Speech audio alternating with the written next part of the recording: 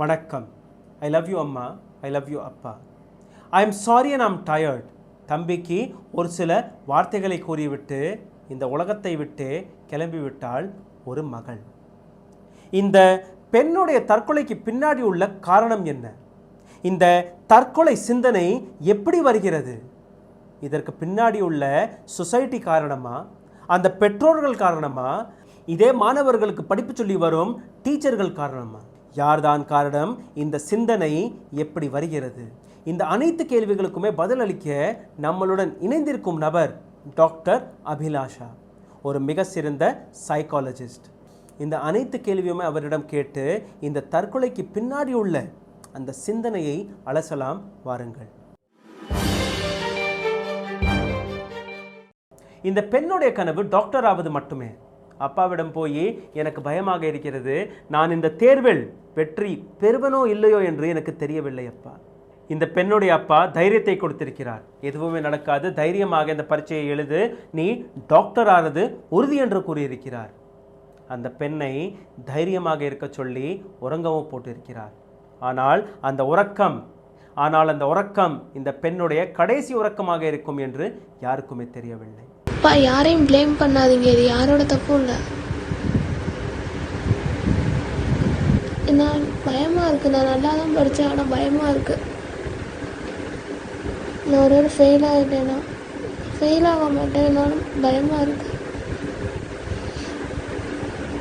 ஒருவேளை சீட் கிடைக்கலன்னா நீங்கள் எல்லாருமே ஏமாந்துருவீங்க. சாரி அப்பா, சாரி அம்மா, டாட்டா. கடந்த ஒரே மாதத்தில் துர்கா போன்ற பல ஸ்டூடெண்ட்கள் சூசைட் பண்ணியிருக்கிறார்கள், தற்கொலை பண்ணியிருக்கிறார்கள். அதற்கு காரணம் நீட், ஜேஇஇ போன்ற எக்ஸாமினேஷன்கள். அதற்கு காரணம் ஸ்கூலில் கொடுக்கப்படுற ப்ரெஷர். அதற்கு காரணம் சொசைட்டிக்காக டாக்டராகவோ அல்ல இன்ஜினியராகவோ ஆசைப்படும் இந்த பேரண்ட்கள், பெற்றோர்கள். செப்டம்பர் 9, 2020 அன்று விக்னேஷ் 19 வயது நீட் மாணவன் கேணிக்குள் குதித்து தன்னுடைய உயிரை இழந்து விட்டான், தற்கொலை பண்ணி விட்டான். 2 செப்டம்பர் 2020 இன்னொரு நீட் மாணவி ஹர்ஷிமா, புதுக்கோட்டை மாவட்டம், வயது 17.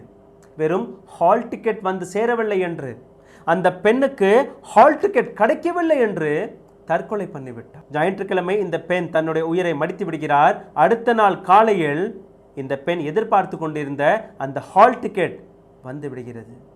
ஆகஸ்ட் 19, 2020 கோயம்புத்தூரை சார்ந்த இன்னொரு மாணவி 19 வயதான ஆர் சுபஸ்ரீ தற்கொலை பண்ணி தன்னுடைய உயிரை மடித்து விட்டாள். நீட் தேர்வுக்கான மாணவி நீட் தேர்வுக்கு பயந்து தன்னுடைய உயிரை மடித்து விட்டாள். 11 செப்டம்பர் 2020 இன்னொரு ஸ்டோரி வெஸ்ட் பெங்கால்ல இருந்து வருகிறது. பெயர் அவிக் மண்டல், நீட் தேர்வுக்கான மாணவன். இந்த மாணவன் 11ஆம் தேதி வீட்டை விட்டு ஹால் டிக்கெட் வாங்குறதற்காக கிளம்பியிருக்கிறான். அம்மாவிடம் நான் சீக்கிரமாக வந்து விடுவேன் என்று கூறிவிட்டிருக்கிறான். ஆனால் இன்றைய வரை இந்த பையன் வீட்டிற்கு திரும்பவில்லை. ஆகஸ்ட் 30, 2020 பெயர் விக்ரம், ஐஐடி கனவுடன் ஜேஇஇ பரீட்சைக்காக ப்ரிப்பேர் பண்ணி வந்தார். படித்து கொண்டிருந்த அதே அறையில் தூக்குமாட்டி தற்கொலை பண்ணிவிட்டார் விக்ரம். இதற்கு பின்னாடி உள்ள காரணம் யார்? ஜேஇஇ தேர்வா, அவர்களுடைய பெற்றோர்களா, இல்லை ஆசிரியர்களா, அல்ல இந்த சொசைட்டியா? யார்தான் காரணம் என்று கொஞ்சமாக சிந்தித்து பாருங்கள்.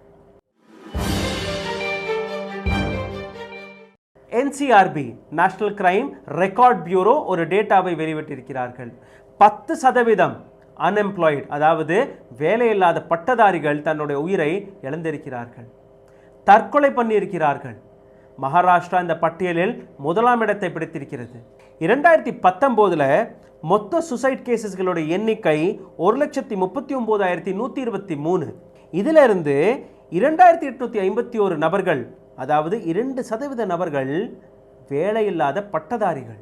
அதிக அளவில் வேலையில்லாத பட்டதாரிகளுடைய தற்கொலை கர்நாடகா மாநிலத்தில் நடந்திருக்கிறது. 2018 மட்டும் 2741 அன்எம்ப்ளாய்டு யூத், அதாவது வேலையில்லாத இளைஞர்கள் தற்கொலை பண்ணியிருக்கிறார்கள். மகாராஷ்டிரா மாநிலம் 1ஆம் இடத்தை பிடித்திருக்கிறது, 18,916 சூசைட் கேசஸ்கள். தமிழ்நாடு 2ஆம் இடம், 13,493. வெஸ்ட் பெங்கால் 3வது இடம், 12665 சூசைட் கேசஸ்கள், தற்கொலைகள். நேஷனல் கிரைம் ரெக்கார்ட் பியூரோ படி பார்த்தீர்கள்னா, அவர்கள் வெளிவிட்ட அந்த டேட்டா படி பார்த்தீர்கள்னா 14019 வேலையில்லாத பட்டதாரிகள் தற்கொலை பண்ணியிருக்கிறார்கள். இந்த 1,39,123 தற்கொலைகளுக்கு பின்னாடி உள்ள காரணத்தையும் கொஞ்சம் பாருங்கள். 32.4% குடும்ப பிரச்சனைக்காக தற்கொலை பண்ணியுள்ளார்கள். ட்ரக் அடிக்ஷன், கரியர் இஷ்யூ, காதல் தோல்வி, பேங்கரப்சி, கையில் பணமே இல்லாத காரணம் போன்ற பல காரணங்கள் இருக்கிறது. இதே டேட்டாவில் அந்த தற்கொலை செய்த வேலையில்லாத பட்டதாரிகளுடைய எண்ணிக்கையை பார்க்கும்போது, அதற்கான டீட்டெயிலை பார்க்கும்போது அவர்களுடைய வயது வெறும் 18 30 வயதுக்குள்ளே தான் இருந்திருக்கிறது. 2851 வேலையில்லாத பட்டதாரிகள் 2019 ஆண்டு மட்டும் தற்கொலை செய்திருக்கிறார்கள். இதில் 62 நபர்கள் 18 வயதுக்கும் கீழே உள்ள நபர்கள். 1366 18 வயதிலிருந்து 30 வயதுக்கு உள்ள இருந்த நபர்கள். 1055 நபர்கள் 30லிருந்து 40 வயதுக்கான நபர்கள். 313 நபர்கள் 45லிருந்து 60 வயதுக்கான நபர்கள். 55 நபர்கள் 60 வயதுக்கும் உட்பட்ட நபர்கள். நம் நாட்டுடைய பொருளாதாரம் சரிந்துவிட்ட நிலையில் இருக்கிறது. அதாவது 23.9%. இந்த அக்ரிகல்ச்சர் செக்டர் மட்டும்தான் பாசிட்டிவ் growth-ஐ பார்த்துள்ளது. இந்த விவசாயிகள் மட்டும்தான் இந்த பாசிட்டிவ் growth-ஐ காட்டியிருக்கிறார்கள். அதே விவசாயிகளுடைய நிலைமையும் கொஞ்சம் பாருங்கள். 10,281 நபர்கள் விவசாயிகள் தற்கொலை செய்திருக்கிறார்கள். அதில் 5,957 விவசாயிகள், 4,324 அக்ரிகல்ச்சர் லேபர்ஸ், அதாவது விவசாயிகள் ஆனால் விவசாய கூலிகள். உலகத்துடைய வயித்தை ஆத்தி வரும் இந்த விவசாயிகளுடைய நிலைமை தற்கொலையில்தான் முடிந்து வருகிறது. இதுதான் நம் நாட்டுடைய அரசாங்கம் இந்த விவசாயிகளுக்கு கொடுத்து வருகிறார்கள். இந்த வேலையில்லாத பட்டதாரிகளுடைய தற்கொலை பட்டியலையும் கொஞ்சம் பாருங்கள். எந்த மாநிலத்தில் அதிகமான அளவில் தற்கொலை நடந்து கொண்டிருக்கிறது என்று. முதலாம் இடத்தை பிடித்திருக்கிறது கர்நாடகா, அதற்கு பின் மகாராஷ்டிரா, அதற்கு பின் தமிழ்நாடு, ஜார்க்கண்ட், குஜராத். இங்கே கவனிக்கக்கூடிய விஷயம் என்னவென்றால், மகாராஷ்டிரா, தமிழ்நாடு, குஜராத் இந்த 3 மாநிலங்களில் மட்டுமே 50%க்கும் மேலே இண்டஸ்ட்ரீஸ்கள், ஃபேக்டரிகள், கம்பெனிகள் இருக்கிறது. இது போன்ற சக்சஸ்ஃபுல்லான மாநிலங்களிலேயே இந்த தற்கொலை நடந்து கொண்டிருக்கிறது. காரணம் வேலையில்லா திண்டாட்டம். கர்நாடகாவில் மட்டும் 553 வேலையில்லாத பட்டதாரிகள் தற்கொலை செய்திருக்கிறார்கள். 452 வேலையில்லாத பட்டதாரிகள் மகாராஷ்டிராவில் தற்கொலை செய்திருக்கிறார்கள். ஜார்க்கண்டில் 232 நபர்கள், குஜராத்தில் 219 நபர்கள், உத்தரப்பிரதேசத்தில் 156 நபர்கள், அசாமில் 155 நபர்கள். அனைவருமே வேலையில்லாத பட்டதாரிகள். கடைசியாக இந்த கிராஃபையும் கொஞ்சம் பாருங்கள். தற்கொலை செய்த நபர்களுடைய இந்த பட்டியல். ஃபேமிலி பிரச்சனை, குடும்ப பிரச்சனையை வைத்து 32.4% நபர்கள் தற்கொலை செய்துள்ளார்கள். இல்னஸ், உடம்பு முடியாத காரணத்தை வைத்து 17.1%. ட்ரக் அப்யூஸ், அதாவது காஞ்சா போன்ற விஷயங்களை கன்சியூம் பண்ண நபர்கள், drug addicts 5.6%. Marriage related issues, அதாவது கல்யாணத்தில் பிரச்சனை இருக்கும் நபர்கள் 5.5%. லவ் அஃபேர் ஃபெயில் ஆனது, காதல் பிரச்சனை 4.2%. 2% மாணவர்கள் எக்ஸாமினேஷனில் ஃபெயிலான காரணத்தால். ப்ரொஃபஷனல் ப்ராப்ளம், கரியர் ப்ராப்ளம், வேலை கிடைக்கவில்லை, வேலை பார்க்கும் இடத்தில் பிரச்சனை இருக்கிறது, 1.2% நபர்கள். ப்ராப்பர்ட்டி டிஸ்பியூட், சொத்து பிரச்சனையை வைத்து 1.1% நபர்கள் தன் உயிரை இழந்திருக்கிறார்கள், தற்கொலை செய்திருக்கிறார்கள். இந்த தற்கொலை பட்டியலில் ஆண்கள் தான் பெண்களை விட அதிகமான அளவில் தற்கொலை செய்து வருகிறார்கள். 2019 வெளிவந்த இந்த டேட்டா படி 70.2% ஆண்கள், 29.8% பெண்கள் தற்கொலை செய்து வருகிறார்கள். அதிலும் நீங்கள் பார்த்தீர்கள்னா 97,613 ஆண்கள். பெண்களை பார்த்து விடலாம், 41,493 பெண்கள் தற்கொலை செய்திருக்கிறார்கள் 2019. 2017 நீட் மாணவி அனிதா, 2020 ஜோதி துர்கா. இவர்களுக்கு நடுவில் பல மாணவர் மாணவிகள் தன் உயிரை இழந்திருக்கிறார்கள். இதற்கு பின்னாடி உள்ள காரணம் என்ன? இந்த தற்கொலை சிந்தனை எப்படி வருகிறது? இதற்கு பின்னாடி உள்ள சொசைட்டி காரணமா, அந்த பெற்றோர்கள் காரணமா, இதே மாணவர்களுக்கு படிப்பு சொல்லி வரும் டீச்சர்கள் காரணமா? யார்தான் காரணம்? இந்த சிந்தனை எப்படி வருகிறது? இந்த அனைத்து கேள்விகளுக்குமே பதிலளிக்க நம்மளுடன் இணைந்திருக்கும் நபர் டாக்டர் அபிலாஷா, ஒரு மிக சிறந்த சைக்காலஜிஸ்ட். இந்த அனைத்து கேள்வியுமே அவரிடம் கேட்டு இந்த தற்கொலைக்கு பின்னாடி உள்ள அந்த சிந்தனையை அலசலாம். வாருங்கள். ஜோதி துர்கான்னு ஒரு ஸ்டூடெண்ட், 18 வயசு மாணவர். நீட் எக்ஸாமினேஷன்ல நான் சக்சஸ்ஃபுல் ஆவனா ஆக மாட்டாங்கிற ஒரு கேள்வியில அந்த பெண் தற்கொலை பண்ணிருக்காங்க இன்னைக்கு. சோ இது ஃபர்ஸ்ட் கேஸ் இல்ல மேம். கடந்த 3-4 வாரங்களா நீங்க பாத்தீங்கன்னா பல மாணவர்கள் சூசைட் பண்ணிருக்காங்க. பல மாணவர்கள் வீட்டை விட்டு ஓடி இருக்காங்க, பரீட்சைக்கு பயந்து, எக்ஸாமினேஷனுக்கு பயந்து. இதை எப்படி பாக்குறீங்க மேம்? இது பேரண்ட்ஸ் போடுற பிரஷரா, அல்ல மாணவர்கள் அந்த எக்ஸாமினேஷனை தலைக்கு மேல அவங்களுடைய உள்மனதுல அவ்வளவு எடுத்துக்கிறாங்களா? இதுல நான் சக்சஸ்ஃபுல் ஆகணும், நான் வாழ்க்கையிலேயே நான் தோத்து போயிருவேன், வாழ்க்கையில வேற எந்த ஆப்ஷனும் இல்லாத மாதிரி இவங்க நினைக்கிறாங்க. ஃபர்ஸ்ட் வணக்கம், நான் doctor Abhilasha, psychologist.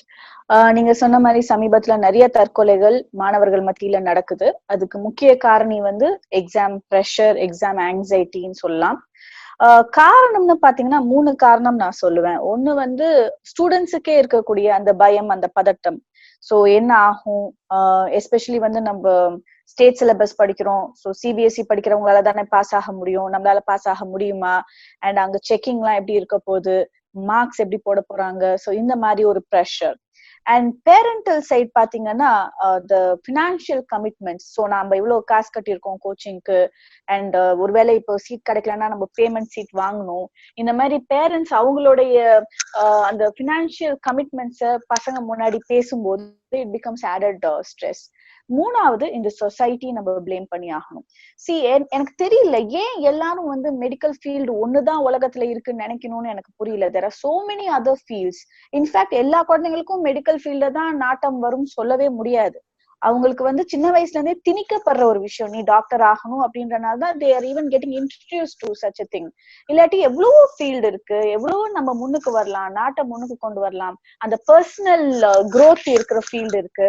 If you want to earn, அதுக்கான ஃபீல்ட்ஸ் இருக்கு. இல்ல சர்வீஸ் மைண்டடா இருக்கணும்னா அதுக்கான ஃபீல்ட்ஸ் இருக்கு. This is not the only field left in this world.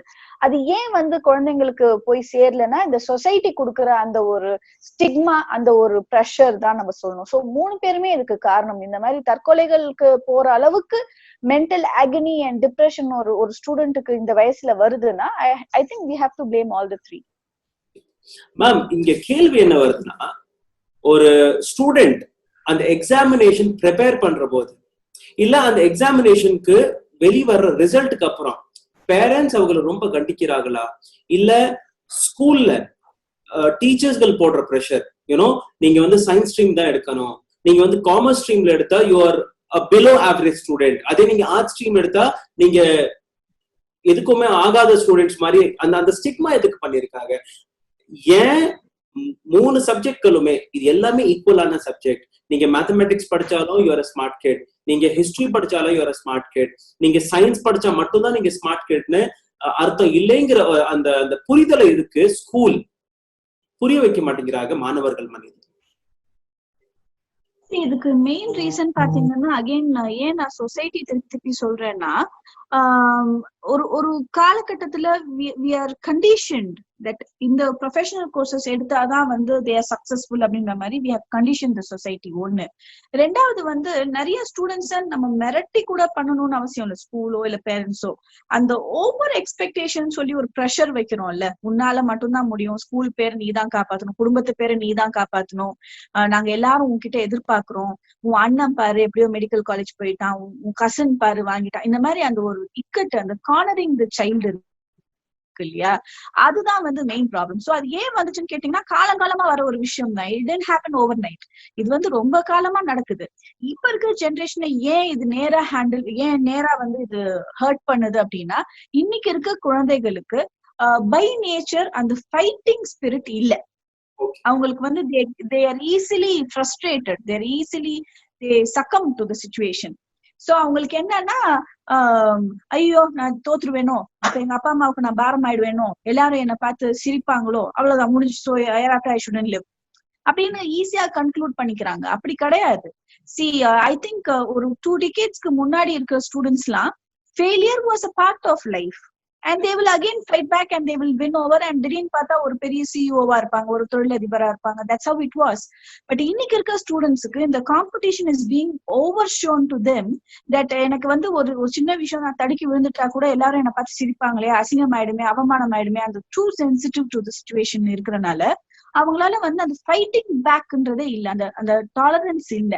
So ஒரு சின்ன ஏமாற்றம், சின்ன தோல்வி கூட they are not ready to face it, they just want to boycott it. அப்ப பாய்காட் பண்ணி ஆகணும்னு அவங்களுக்கு அவங்களே கொடுக்குற ப்ரெஷர் தான் நான் நல்லா படிச்சிடணும், எப்படியாவது பாஸ் ஆகணும், எதையாவது பண்ணி நான் பாஸ் ஆகணும் அப்படின்றப்ப இட் பிகம்ஸ் இது ஒரு விஷய சைக்கிள் மாதிரி ஆயிடுது. சோ இந்த depression will not let them perform well and not performing well will again give them depression. So இது மாத்தி மாத்தி நடக்கும்போது அவங்களுக்கு இதாயிடுறாங்க, பிளாங்க் ஆயிடுறாங்க. அதனாலதான் இந்த மாதிரி முடிவுகள் மோஸ்ட்லி எடுக்கிறாங்க. சிமிலர்லி துர்காவுடைய ஆடியோ நாங்க கேட்டோம். அந்த ஆடியோல அந்த பெண் சொன்ன ஒரு வார்த்தை, அப்பா எனக்கு பயமா இருக்கு, எக்ஸாம்ல நான் பாஸ் ஆக மாட்டேனாங்கிறதே எனக்கு புரியல, நான் ஃபெயில் ஆயிட்டேன்னா, எனக்கு சீட் கிடைக்கலைன்னா நீங்க எல்லாம் என் மேல வச்சிருக்கிற நம்பிக்கைய இழந்து விடுவீர்கள், நான் உங்களை வந்து ஏமாத்த விரும்பல, சாரி அப்பா, சாரி. சோ அந்த மனநிலையை எப்படி பாக்குறீங்க மேம்? அந்த நிமிஷத்துல அந்த பெண் யூஸ்வலா அதோடைய ஃப்ரெண்ட் அதோட வந்து குரூப் ஸ்டடிஸ் பண்ணுவாங்க போல இருக்கு, நேத்து அந்த பொண்ணு வந்து தனியா படிச்சிருக்கு night.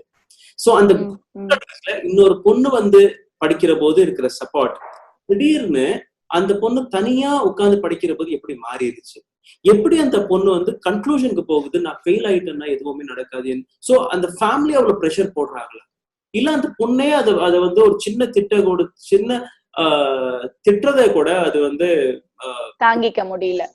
See, but actually what happens is pressure போடுறாங்கன்னு ஒரு பக்கம், on the other hand last minute வந்துட்டாங்க இல்லையா, நாளைக்கு எக்ஸாம். சோ இந்த லாஸ்ட் மினிட்டுக்கு வரும்போது எல்லா ப்ரெஷரும் ஆல்ரெடி அக்யூமுலேட் ஆயிருக்கும் போது தனிமையில உட்காந்து யோசிக்கிறப்ப sometimes some children due to excessive anxiety ஒரு பிளாக் அவுட் ஆகும், பிளாங்க் ஆவாங்க. சோ அப்படி ஆகும்போது they get puzzled. இவ்வளோ நாள் நம்ம ப்ரிப்பேர் பண்ணோம், படிச்சோம், இப்ப நம்மளால அது கொடுக்க முடியாதா, சம்திங் இஸ் கோயிங் ராங்ன்றப்ப அவங்களுக்கு ரொம்ப டிப்ரெஷன் ஜாஸ்தி ஆகும். அப்பதான் இந்த மாதிரி முடிவுகள் எடுப்பாங்க. ஏன்னா they think they can't revive it. அவங்களா ஒரு கன்க்ளூஷன் வந்துக்கிறாங்க, என்னால ஞாபகப்படுத்த முடியாது, எனக்கு படிச்சதெல்லாம் போச்சு, இனிமே நான் படிக்கவும் டைம் இல்ல, சோ நான் மார்க் வாங்க முடியாது, அப்பா அம்மாவும் நான் அவமானப்படுத்த போறேன், ஸ்கூல் என் மேல வச்சிருக்க நம்பிக்கையை நான் உடைக்க போறேன், எனக்கே என்ன பிடிக்காம போகுது அப்படின்னு சொல்லி ஒரு இதாவாங்க. பயத்துல வந்து ஆங்ஸைட்டில வந்து என்ன பண்ணணும்னு தெரியாம எடுக்கிற முடிவுகளா கூட இது இருக்கு. Okay, great ma'am. மேம், ஒரு குழந்தை இறந்ததுக்கு பெண், ஒரு மாணவர் தற்கொலைக்கு பெண், அனைவருமே கேட்கிற ஒரு கேள்வி, ஏன் இந்த குழந்தை தற்கொலை, எதற்காக இப்படி பண்ணாங்க? இன்னொரு பக்கம் பாத்தீங்கன்னா பொலிட்டிக்கல் ஆங்கிளும் இதுல இன்வால்வ் ஆயிருக்கு. Every one wants to make it as a political statement. இப்ப இமீடியட்டாவே இப்ப அடுத்த நிமிஷமே உங்களுக்கு வாட்ஸ்அப்ல எல்லாம் என்ன வரும்னா, நீட்டை முடிச்சிருங்க, நீட் வந்து வேண்டாம், நீட்டால பல மாணவர்கள் வந்து உயிரிழக்கிறாங்க.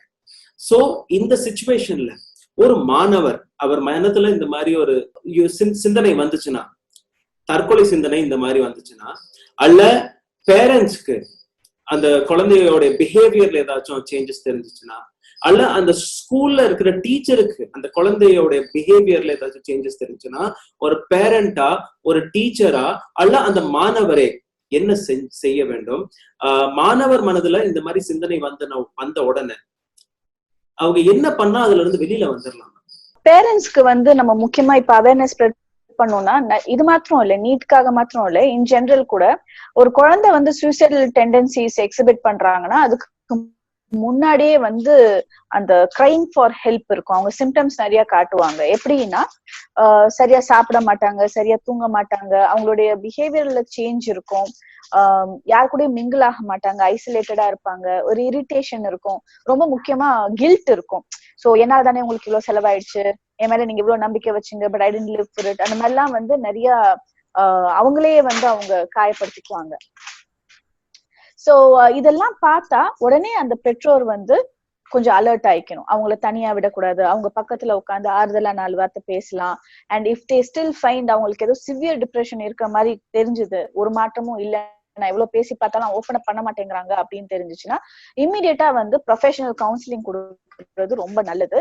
அண்ட் அது வந்து ஒரு செஷன் கூட போதுமானதா இருக்கும். அந்த அந்த நேரத்துல அந்த குழந்தைங்களுக்கு ஒரு அஷூரன்ஸ் அண்ட் ஒரு கிளாரிட்டி இன் மைண்ட் இருந்துச்சுனாலே they can carry on. So அதுதான் வந்து நிறைய பெற்றோர் பண்ற தவறு. ஏன்னா அவங்க இந்த டேபு எல்லாம் நம்பிக்கிட்டு எங்க குழந்தைய வந்து பைத்தியம் சொல்லிடுவாங்க, மென்டலி அன்ஃபிட்னு சொல்லிடுவாங்களோ, ஃபியூச்சர்ல ஏதாவது பிரச்சனை வருமோ, இல்ல மருந்து மாத்திரை கொடுத்துருவாங்களோ, இந்த மாதிரி சில டேபுனால அந்த அந்த ஏரியாவில அட்டென்ஷன் கொடுக்கறதே இல்ல.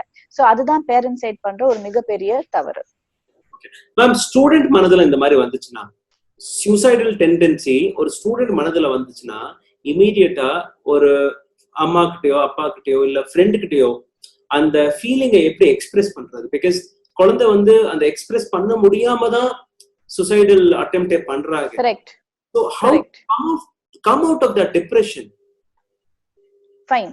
சோ குழந்தைங்களுக்கு ஸ்டூடெண்ட்ஸ்க்கு நம்ம சொல்றது என்னன்னா, this is not the end of it. See, வாழ்க்கைன்றது ஒண்ணுமே கிடையாது. வாழ்க்கைன்ற சிம்பிள் டெஃபினிஷன் வந்து நம்ம விழுந்து விழுந்து எழுந்து எழுந்து பாடம் கத்துக்கிறது தான் வாழ்க்கை. It's just a set of experiences and we need to learn every day.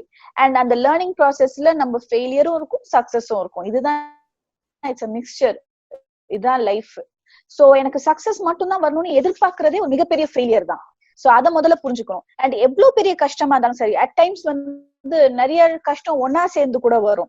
Like வீட்ல ஏதோ ஒரு பண கஷ்டம் இருக்கும், அப்பா அம்மாவுக்கு உடம்பு சரியில்லாம இருக்கும், ஸ்கூல்ல வந்து சரியா டீச்சர்ஸ்ல, இந்த மாதிரி நிறைய பிரச்சனை அட் அ டைம் கூட வரும். அது வந்து ஒரு ஸ்னோபால் எஃபெக்ட்னு சொல்லுவோம். அப்ப கூட நிறைய பிள்ளைங்க வந்து மனசு விட்டுருவாங்க. சோ இந்த மாதிரி நேரங்கள்ல just don't give up. Life has too many opportunities and too many chances. நீங்க பொறுமையா என்ஜாய் பண்ணிட்டே மூவ் ஆன் பண்ணிட்டு இருங்க. அண்ட் எப்பவுமே வந்து we never stick to plan A இல்லையா, பிளான் பி பிளான் சின்னு வச்சுக்கணும் லைஃப்ல.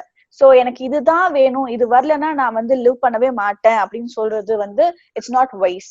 சோ நீங்க ஒரு பிளான்ல போறீங்க, ஏதோ ஒரு டீவியேஷன் வந்துச்சு, அது உங்களுக்கு செட் ஆகலன்னா plan B, move on. Never think of suicide. ஏன்னா it's not going to bring any change. அன்னைக்கு நீங்க போறதுனால உலகத்துல எந்த மாற்றமும் வரப்போறது இல்ல. ஒரு 2-3 daysல everything is going to resume back. So நான் லைஃப கொடுத்து ஏதோ ஒரு காரணம் இருக்கு, ஒரு ரீசன் இருக்கு, அப்பெல்லாம் ஒண்ணுமே கிடையாது. You will be forgotten by the world. ஆனா உங்க ஃபேமிலிக்கு it's going to be a scar forever. எவ்வளவுனா இன்னும் பல ஜெனரேஷன்ஸ்க்கு பேசிட்டே இருப்பாங்க. உனக்கு ஒரு அத்தை இருந்தா, உனக்கு ஒரு மாமா இருந்தா, அவன் இந்த மாதிரி சூசைட் பண்ணிட்டான் அப்படின்னு சொல்லிட்டே தான் இருக்க போறாங்க. சோ அந்த ஒரு டிஸ்கிரேஸ் வந்து உங்களே நம்பி இருக்கிற, உங்க மேல இவ்வளவு பாசமா இருக்க பேரண்ட்ஸ்க்கும் நீங்க கொடுக்க கூடாது. அண்ட் மோர் ஓவர் உங்க மேல செல்ஃப் லவ் ரொம்ப ரொம்ப முக்கியம். உங்க லைஃப் வந்து ரொம்ப precious and you have to live, enjoy, help others. இந்த மாதிரி நிறைய விஷயங்கள் இருக்கு. படிப்பு, career is just a part of it. And சொல்ல முடியாது நீங்க இங்க ஃபெயிலியர் ஆகிறது ஒரு ரீசன்கா இருக்கலாம். மேபி நீங்க திடீர்னு வேற ஒரு பிசினஸ்ல பிக்கப் ஆகி ஒரு மிகப்பெரிய சிஇஓ ஆகலாம், இல்ல ஒரு பெரிய சயின்டிஸ்ட் ஆகலாம், ஒரு பெரிய ஸ்போர்ட்ஸ் மேன் ஆகலாம், நமக்கு தெரியாது. இவங்களோட லைஃப் எல்லாம் எடுத்து பாத்தீங்கன்னா எங்கேயோ ஒரு இடத்துல அவங்க ஃபெயிலியர் பார்த்துட்டு தான் வந்திருப்பாங்க. So that's the same with you. அந்த ஒரு நம்பிக்கை, வாழ்க்கையில நான் எது பண்ணாலும் கரெக்டா பண்ணுவேன், நியாயமா பண்ணுவேன், ஹார்ட் ஒர்க் போடுவேன் அப்படின்ற நம்பிக்கை இருந்தா போதும். ரிசல்ட் எது வந்தாலும் you must be open to take it. இப்ப மாத்திரம் இல்ல, எப்பவுமே லைஃப்ல எப்ப பிரச்சனை வந்தாலும் பி ஓபன் டு இட். அவ்வளவுதான். மேம், ஆஸ் அ சைக்காலஜிஸ்ட் நீங்க நிறைய பேரை சந்திச்சிருப்பீங்க, ஸ்பெஷலி சூசைடல் டெண்டன்சி உள்ள நபர்கள்.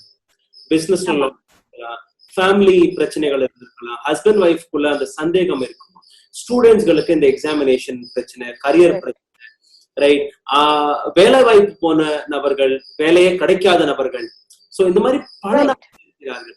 சோ அந்த ஸ்பெஷலா ஸ்டூடெண்ட் அண்ட் அன்எம்ப்ளாய்டு யூத்தை பாத்தீங்கன்னா அவர்களுடைய மனநிலை, நீங்க அவங்களோட இன்டராக்ட் பண்ற போது எந்த மாதிரி இஷ்யூஸை கொண்டுட்டு வர்றாங்க மேம் உங்கள்கிட்ட? அவங்களுக்கு பிரச்சனைன்னு என்னதான் அவங்க பேசுறாங்க?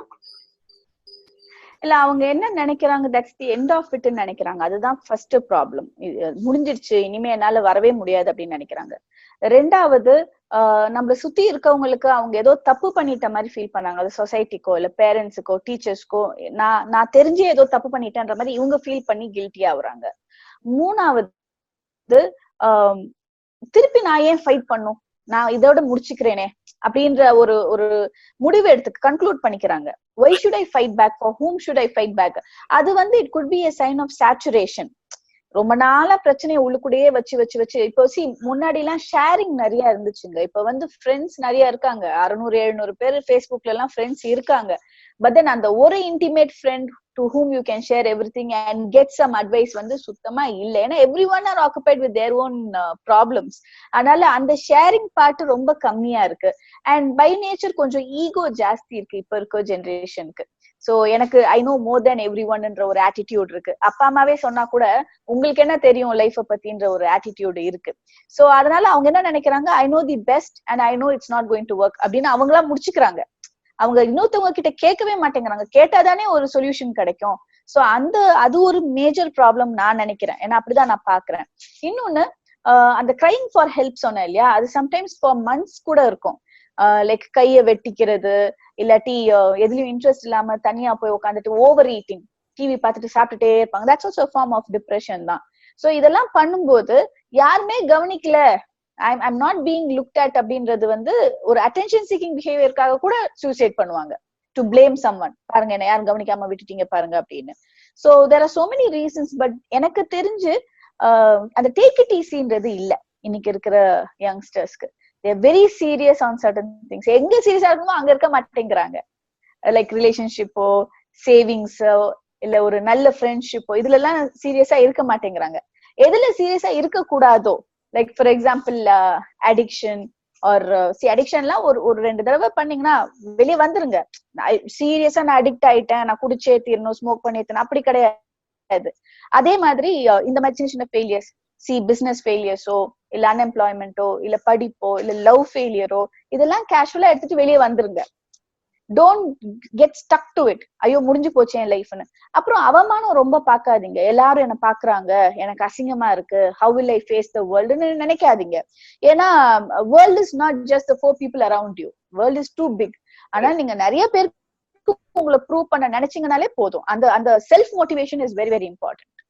மேம் இன்னொன்னு ரொம்ப இம்பார்ட்டன்டான what I am experiencing or we all are experiencing, family time ரொம்ப குறைஞ்சிருச்சு. ரெண்டாவது அதுக்கு முக்கிய காரணம் பாத்தீங்கன்னா மொபைல் போன்ஸ். மொபைல் போன்ல பல விதமான ஆப்கள் வந்திருக்கு, கேம் இருக்கு. இன்ஃபேக்ட் அது ஹவுஸ் ஒய்ஃபா இருக்கட்டும், ஹஸ்பண்டா இருக்கட்டும், குழந்தைகளா இருக்கட்டும், எல்லாருக்குமே தனித்தனியா ஒரு மொபைல் போன் இருக்கு. அவங்க மொபைல் போன்ல ஸ்பெண்ட் பண்ற நேரத்தை விட ஃபேமிலி கிட்ட அந்த ஸ்பெண்ட் பண்ற நேரம் அதிகரிச்சுச்சுன்னா இந்த மாதிரி பிரச்சனைகள் குறையுமா மேம்? டெஃபினட்டா அந்த மாதிரி நம்ம பார்த்தோம்னா நிறைய இருக்கு. ஒண்ணு மொபைல் போன் குறைச்சிட்டு ஃபேமிலியோட டைம் ஸ்பெண்ட் பண்றது. இன்னொன்னு பெரியவங்க வீட்டுல இருக்கிறது, அவங்கள வந்து ஹோம்ஸ்ல எல்லாம் சேர்க்காம ஒரு பெரியவங்க வீட்டுல இருக்காங்க அவங்களுக்கு மரியாதை கொடுக்கணும்னு சொல்லி கொடுக்கறது. அண்ட் ஜென்ரலாவே ஒழுக்கம்னு ஒண்ணு இருக்குல்ல, டிசிப்ளினிங் சம்மன், ஒரு செல்ஃப் கண்ட்ரோலோ இல்ல வந்து ஹார்ட் ஒர்க்கோ, பர்சிவியரன்ஸோ, கன்சிஸ்டன்சியோ, இந்த மாதிரி விஷயங்கள்லாம் வந்து சின்ன வயசுல இருந்தே சொல்லி கொடுத்து வளர்க்கறது ரொம்ப ரொம்ப முக்கியம்.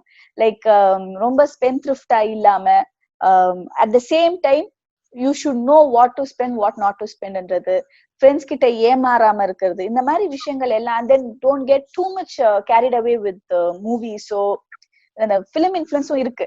என்னோட ஹீரோ இப்படி சொல்றாரு, இப்படி பண்றாரு, அந்த ஒரு இன்ஃபுளுன்ஸ் இருக்கு. சோ இதெல்லாம் பண்ணாம ப்ராபப்ளி இன்னும் கொஞ்சம் அந்த டிசிப்ளின் இருந்துச்சுன்னா, டிசிப்ளின்ன்றது not only to make them strict, it is to understand what life is. அப்பதான் அவங்களுக்கு தெரியும், நான் இவ்வளோ கஷ்டப்பட்டு என் உடம்ப வளர்த்திருக்கேன், மனசை வளர்த்திருக்கேன்னா ஐ ஷுடன்ட் கில் இட் அப்படின்றது தோணும் இல்லையா? அதுக்கும் அந்த டிசிப்ளின் ரொம்ப முக்கியம். So family time, disciplining, school சைட்லயும் கொஞ்சம் இந்த மாரல் சயின்ஸ் எல்லாம் கொஞ்சம் சொல்லி தரலாம். ஸ்பிரிச்சுவாலிட்டி இன்ட்ரெஸ்ட் இருந்தா அது கூட கத்துக்கலாம், தப்பு இல்லை. as far as something good is instilled, அதுல எதுவும் தப்பா சொல்லி தராம நல்ல விஷயங்களை எடுத்து சொல்றதுக்கு ஸ்பிரிச்சுவாலிட்டி யூஸ் ஆகுதுன்னா we welcome spirituality also. So இந்த மாதிரி சரியான ஒரு கைடன்ஸ் கொடுத்து ஒரு குழந்தைய வளர்க்கும் போது ஒரு ஸ்டேஜுக்கு மேல he'll get the மென்டாலிட்டி, அந்த ஒரு maturity to handle his own problems. இன்னைக்கு வந்து ஈவன் 22, 23, 24ல கூட they are still not as matured as they supposed to be. அந்த காலத்துல இருந்து அந்த மெச்சூரிட்டி இல்ல. அது வராததுக்கு முக்கிய காரணம் இதெல்லாம் தான். ஒரு ஸ்கூல், காலேஜ், ஒரு ஃபன், காம்படிஷன் இப்படியே போதே ஒழிய அதுக்கு வெளியில ஒரு உலகம் இருக்குன்றது இன்னைக்கு இருக்க குழந்தைங்களுக்கு ரொம்ப தெரியறது இல்ல. Probably they should be taught of all that. I'm also thinking that schools இப்ப நீட் எக்ஸாமுக்கு ப்ரிப்பேர் பண்ற institutions, specifically NEET and JEE examination எழுதுற குழந்தைகள் அவங்களுடைய parents, they should come up to people like you. ஒரு சின்ன சின்ன செஷன்ஸ் வச்சு ஒரு சைக்கலாஜிக்கல் ஒரு கிளாஸே அந்த இடத்துல நடந்துச்சுன்னா அதுவும் இந்த மாதிரி குழந்தைகளுக்கு ரொம்ப ஹெல்ப்ஃபுல்லா இருக்கணும்னு பாக்குறேன். என்னுடைய கடைசி கேள்வி, being a doctor, I think when you studied a doctorate, இந்த நீட் போன்ற விஷயங்கள் அப்போ இல்ல, ரைட்? இன்னைக்கு நீட்டோட முக்கியத்துவம் எப்படி நீங்க பாக்குறீங்க? நீட் தேவையா தேவை இல்லையா? இன்னொரு முக்கியமான விஷயம், நம்ம இன்னைக்கு கூட நம்மளுடைய எஜுகேஷன் சிஸ்டம் அதுல வந்து டிரான்ஸ்பரன்சி இல்லை, அதுல ஈக்குவாலிட்டி இல்லை, ரைட்? இன்னைக்கு மெட்ரிகுலேஷன் சிபிஎஸ்இ ஐசிஎஸ்இ போர்டுகளை நீங்க பாத்தீங்கன்னா பல வித்தியாசங்கள் இருக்குது. பட் நீட் வந்து ஒரு சென்ட்ரலைஸ் எக்ஸாமினேஷன் ஆயிடுச்சு, சென்ட்ரலைஸ் எக்ஸாமினேஷன். சோ இந்த ஸ்டூடெண்ட் வர்ற குழப்பங்கள் அதுவும் இதுல ஒரு காரணமாக இருக்கிறது. சோ எஜுகேஷன் சிஸ்டமே நீங்க ஈக்குவல் பண்ணாம ஒரு சேம் பிளாட்ஃபார்ம்ல கொண்டுட்டு வராம நீட் ஜேஇஇ போன்ற எக்ஸாமினேஷன்களை நடத்துவது சரியா? Being a doctor, will you support NEET kind of examination or not? I don't think so, because அந்த காலத்துல வந்து ஃபுல் அண்ட் ஃபுல் தமிழ் வழியில படிச்சே வந்து எவ்வளோ வெரி குட் டாக்டர்ஸ் இருக்காங்க. சோ அதனால இப்படிதான் படிக்கணும், இவங்க கூட தான் கம்பீட் பண்ணணும் அப்படிலாம் ஒரு ஸ்ட்ராட்டஜியே கிடையாது. அந்தந்த ஸ்கூல்ல நல்லா படிக்கிறாங்களா, அந்த மார்க்கே போதுமானதுதான். நீட் ஆக்சுவலா தேவையில்லை. அவங்க நிறைய எல்லாரும் ஒரு பக்கம் எப்பவுமே ஒரு விஷயங்க, இது வந்து மோர் ஆஃப் ஒரு எக்கனாமிக்ஸ் பாத்தீங்கன்னா டிமாண்ட் இருக்கு இல்லையா? சோ ஒரு கோர்ஸ வந்து தேவையில்லாம இவங்க டிமாண்டடா ஆக்கிட்டாங்க. அதனால இதை எப்படி குறைக்கிறதுன்றதுக்கு வந்ததுதான் நீட் ஆக்சுவலி. சோ இங்க ஃபில்டர் பண்றோம், we are taking the creamy layer அப்படின்றதுதான். அது வந்து நாங்க இந்த எக்ஸாம் வச்சு அதுல மார்க்ஸ் எடுத்து ஃபில்டர் பண்றோம் அப்படின்னு கொண்டு வந்திருக்காங்க. நான் என்ன சொல்றேன், அந்த டிமாண்டே தப்புன்றேன். why you have to run after something? எல்லாரும் ஏன் ஒரு விஷயத்த நோக்கி ஓடணும்? there are so many courses, so many lucrative courses. அது எல்லாத்தையும் தெரியவே தெரியாது யாருக்கும். ஒரு குழந்தை பிறந்தோடனே ஒரு 3 வயசு ஒரு குழந்தைய what do you want to become-னா டாக்டர் அப்படின்னும். என்ன டாக்டர்னா அதுக்கு ஒண்ணுமே புரியாது. ஏன்னா அவங்க அப்பா அம்மா சொல்லி கொடுத்துருப்பாங்க, நீ என்ன ஆகணும், உன் ஆம்பிஷன் டாக்டர் அப்படின்னுவாங்க. அது அதுலயே வந்துட்டு இருக்கும்.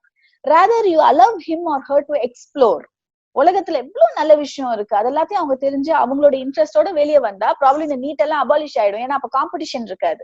காம்படிஷன் குறைஞ்சிச்சுன்னா whoever wants to get in, let them get in.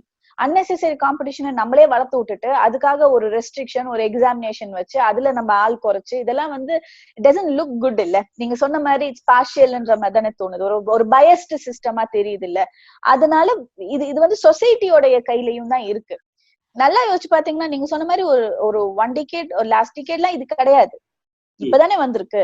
ஏன்னா காம்படிஷன் இப்ப ஜாஸ்தி இருக்கு. அப்பவும் டாக்டர்ஸ் இருந்தாங்க, அப்பவும் அவங்க படிச்சாதான் டாக்டர் ஆக முடியும். பட் ஏன் இல்லைன்னா இந்த அளவு டிமாண்ட், இந்த அளவு ரன்னிங் ஆஃப்டர் சம்திங் இல்ல இப்போ இருக்கு. ஏன்னா நிறைய தனியார் கல்லூரிகள் வந்துருச்சு, நிறைய வந்து it's become a commercial, it's saleable கேக்குன்னு ஆயிடுச்சு. அதனால அதை நோக்கி எல்லாம் போயிட்டு இருக்காங்க, which is again unnecessary to the society's well-being. அந்த போது இந்த பிளாக்ல சீட்கள் விக்கிறது குறைஞ்சிரும், இந்த இல்லீகல் டிரான்சாக்ஷன் ஃபார் சீட்ஸ் வந்து குறைஞ்சிரும்னு சொன்னாங்க. இன்னைக்கு உள்ள சிச்சுவேஷன் நீங்க பாத்தீங்கன்னா அந்த இல்லீகல் சீட் விற்பனையை நிறுத்தி இன்னைக்கு அந்த ஸ்கூல் ஃபீஸே, அந்த காலேஜ் ஃபீஸே ஏத்திட்டாங்க. சோ ஒரு டாக்டர் 1.25 கோடி ரூபாய் கொடுத்து டாக்டர் ஆனா மெடிக்கல் இண்டஸ்ட்ரி எப்படி ஜென்வனா நடக்கும் மேம்? ஒரு சாதாரண இல்ல 1.25 கோடி ரூபாய் கொடுத்து டாக்டர் ஆனா அவங்க எப்பவுமே சர்வீஸ் ஒர்க் பண்ண மாட்டாங்க. he will always ஒரு கமர்ஷியல் மைண்டா தான் அந்த டாக்டர் நீங்க கொண்டுட்டு வர்றீங்க. டேக்கிங் பேக் தி மணி இருக்கும். கரெக்ட். சோ அதுக்கு தான் நான் சொன்னேன் சர்வீஸ்ங்கறதே நீங்க அது எப்படி பாக்குறீங்க மேம்? அந்த சர்வீஸ் இருக்கணுமா? இல்ல, in fact even the course is being a pain இல்லையா?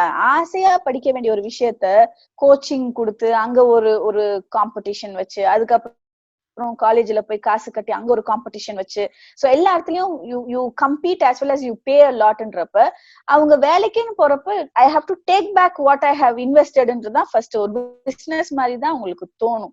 அதுதான் நான் ஃபர்ஸ்டே சொன்னேன். உண்மையிலேயே பேஷன் இருக்கவங்க போறது வேற, ஒரு பிரஸ்டீஜ்காக, சொசைட்டிக்காக, ஃபேமிலியோடைய விஷயக்காகன்றது வேற. நல்லா நோட்டீஸ் பண்ணீங்கன்னா அதுதான் ஜாஸ்தி இருக்கும். இன்னைக்கும் நீங்க வந்து ஒரு மெடிக்கல் காலேஜ்குள்ள போய் எத்தனை பேர் பேஷனேட்டா வந்தீங்கன்னா உண்மையா கேட்டீங்கன்னா probably there'll be only few hands up. அதுதான் விஷயம். அந்த நமக்காக நம்மளுடைய 4 பேர் முன்னாடி பேசுற பெருமைக்காக போய் அவங்கள தள்ளி விடாதீங்க. that's not good for you and the society. அது அந்த புரிதல் சொசைட்டிக்கு வந்துருச்சுனாலே நீட் இருக்காது. நீட் இருக்க வேண்டிய அவசியமும் இல்ல. சின்ன வயசுல ஃபர்ஸ்ட் வந்து சிபிஎஸ்சில சேர்த்தாதான் நாளைக்கு நீட் கிளியர் பண்ண முடியும். சோ அதுக்கு அதிகமா காசு கட்டணும். அதுக்கப்புறம் கோச்சிங் கிளாஸ்ல 8th கொண்டு போய் சேர்த்தணும். அப்பதான் அவங்க ப்ரிப்பேர் ஆவாங்க. இந்த மாதிரி ஒவ்வொரு ஸ்டேஜ்லயும் you have to plan for the child and child doesn't enjoy the childhood at all. So எப்பயோ வரப்போற மெடிக்கல் சீட்டுக்காக அந்த குழந்தையுடைய அந்த சைல்ட்ஹுட்டே நம்ம ஸ்பாயில் பண்றோம்ன்றதும் இதுல முக்கியமா நம்ம நோட் பண்ண வேண்டிய ஒரு விஷயம். இதுலயே இன்னொரு விஷயம் பாத்தீங்கன்னா அந்த குழந்தை 10th எக்ஸாமினேஷனுக்கு அப்புறம் எடுக்கிற ஸ்ட்ரீம்ல இன்ஃப்ளூயன்ஸ் வந்து ஃபேமிலியோட இன்ஃப்ளூயன்ஸ் அதிகமா இருக்கு, பேரண்டோட இன்ஃப்ளூயன்ஸ் அதிகமா இருக்கு. நீ இந்த எடுத்தாதான் நீ வந்து ஒரு சக்சஸ்ஃபுல்லா உன்னுடைய கரியரை எடுத்துட்டு போக முடியும். ஸோ அந்த பேரண்ட்ஸோட இன்ஃப்ளூயன்ஸ் இல்லாம அந்த குழந்தைய வந்து தானாவே முடிவெடுக்க விட மாட்டேங்கிறாங்க பல பேரண்ட்ஸ். அண்ட் அந்த குழந்தைகளுக்கு பாத்தீங்கன்னா அந்த அப்ரிங்கிங் ஸ்கூல்ல கிடைக்கிற கோச்சிங் எப்படி இருக்குன்னா they are just studying whatever the subjects they get. அந்த புஸ்தகத்துல இருக்கிறது மட்டும் படிச்சுட்டு அதுக்கு எப்பவுமே யோசிக்க மாட்டேங்கிறாங்க. இதை தவிர எஜுகேஷன், இது தவிர என்னுடைய வாழ்க்கை இருக்கு. I can make my career in sports, I can make my career in dance and other activities, I can be a script writer, I can be a like பல விஷயங்கள் இருக்கு. photographer, I can be photographer, so many things. Yes, அதுதான் நான் சொன்ன மாதிரி நீங்க western கண்ட்ரீஸ்ல எல்லாம் பாத்தீங்கன்னா அவங்க எப்படி அந்த ஸ்ட்ரீம் சூஸ் பண்றாங்கன்னா ஆப்டிடியூட் டெஸ்டிங், நிறைய அசஸ்மெண்ட்ஸ் இருக்கு. சோ அது வேற ஒண்ணுமே கிடையாது. அந்த குழந்தைக்கு உண்மையிலேயே எதுல இன்ட்ரெஸ்ட் இருக்குன்னு நோட்டீஸ் பண்ணி அதுல வந்து அவங்கள ஸ்ட்ரீம் லைன் பண்றது. இங்க வந்து we don't allow that to happen. ஏன்னா நிறைய பேரண்ட்ஸ் என்னன்னா நான் உன்னை படிக்க விட்டா நீ பிகாம் சூஸ் பண்ணுவ, நீ வந்து மாடலிங் சூஸ் பண்ணுவ, நீ வந்து இது பண்ணுவ அது பண்ணுவேன்னு இவங்களா பயந்துகிட்டு நான் சொல்றதுதான் நீ பண்ணணும் அப்படின்னு இம்போஸ் பண்றாங்க. அது வந்து நிறைய பிள்ளைங்களுக்கு எதிர்த்து ரிபல் பண்ண கூட தெரியாது. they'll be like okay அப்ப அம்மா சொல்றாங்க, அவங்கதான் காசு கட்டுறாங்க, so I have to follow அப்படின்னு ஃபாலோ பண்றவங்க நிறைய பேர் இருக்காங்க. சில குழந்தைகள் ரிபல் பண்றது உண்டு. எனக்கு I want to become this, so please don't force me சொல்ற குழந்தைங்களும் இருக்காங்க. பட் பேரண்ட்ஸோட ஆட்டிடியூட் மாறணும் இல்லையா? அதான் நான் முன்னாடி சொன்ன மாதிரி ப்ரொஃபஷனல் கோர்ஸ் ஒரு இன்ஜினியரிங் இல்லாட்டி மெடிக்கல் ஸ்டூடெண்டா இருந்தா மட்டும்தான் அவங்க உருப்புவாங்க, மத்த எல்லாமே வேஸ்ட்னு நினைக்கிறதே ரொம்ப தப்பான ஒரு ஐடியாலஜி. அதனால ஏற்பட்ட பிரச்சனை தான் இது. ஒரு பீரியட்ல வந்து இன்ஜினியரிங் காலேஜ் ரொம்ப ஓவர் எக்ஸசிவ் ஆயிடுச்சு. யார கேட்டாலும் இன்ஜினியர், அவங்களுக்கு வேலை இல்லாம போச்சு. இப்ப டாக்டரும் அதே மாதிரி பண்ண பாக்குறாங்க. கடைசியில அவங்களுக்குள்ளேயும் காம்படிஷன் வந்து நீங்க சொன்ன மாதிரி எல்லாரும் காசு எடுக்கிறதுலயே மைண்ட் போச்சுன்னா எங்க இருந்து சர்வீஸ் பண்றது? எப்படி வந்து they can't even behave a human to another human.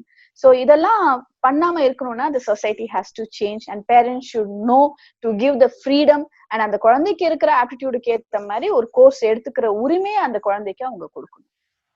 Ma'am, உங்களுடைய இவ்வளவு நேரத்தை எங்களுக்காக ஒதுக்கி இவ்வளோ விஷயங்களை பகிர்ந்துக்கிறதுக்கு ரொம்ப ரொம்ப நன்றி மேம்.